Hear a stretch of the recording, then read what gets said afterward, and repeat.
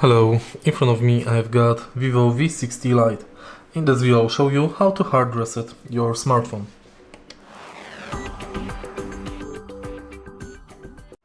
The fastest and the easiest way to hard reset the smartphone, which is erase all data and wipe them, is by going to Settings and System Management.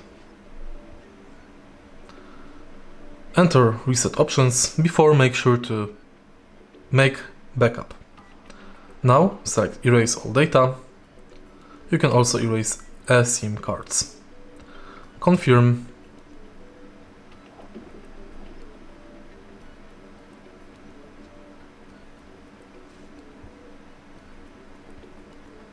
And it's done.